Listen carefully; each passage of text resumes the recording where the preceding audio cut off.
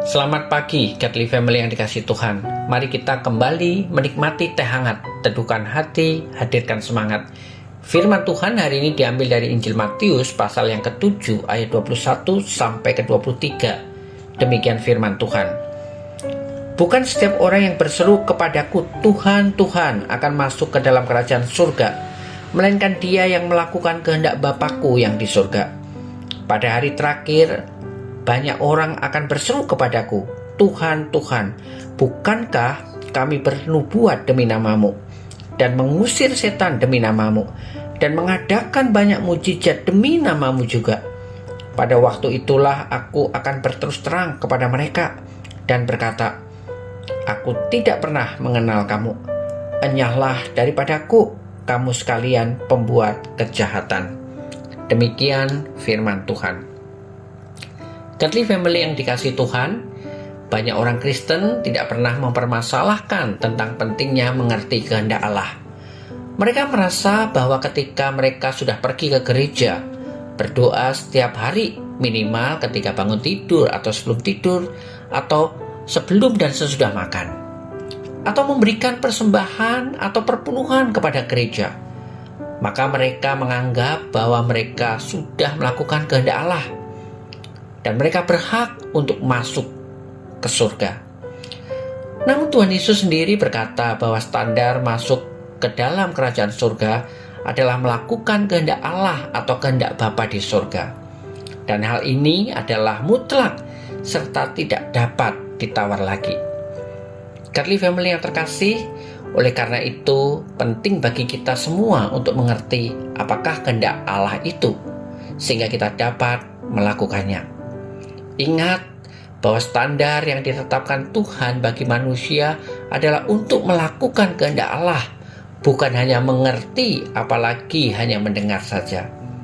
Tuhan Yesus berkata bahwa pada hari terakhir akan banyak orang berseru kepada Tuhan bahwa mereka sudah bernubuat demi nama Tuhan, mengusir setan demi nama Tuhan, dan mengadakan mujizat demi nama Tuhan.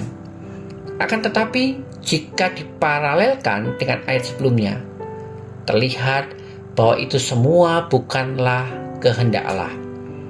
Ini menjadi suatu peringatan keras bagi kita yang mengaku sebagai hamba Tuhan.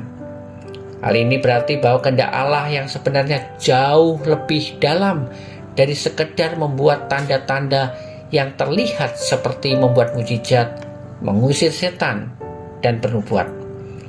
Sangat menyedihkan jika para hamba Tuhan merasa sudah melakukan kehendak Allah melalui tanda-tanda yang terlihat tersebut.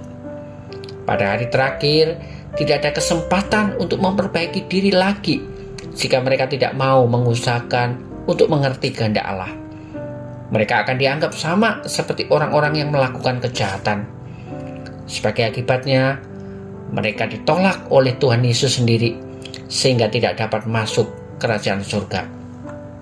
Godly Family yang terkasih, tentu jika Tuhan tidak menyayangkan orang-orang yang mengaku sebagai hamba Tuhan, maka ini pun juga menjadi pergumulan bagi setiap orang yang mengaku percaya kepada Tuhan Yesus. Adalah hal yang lebih penting dari sekedar membuat mujizat dan tanda-tanda yang dilakukan.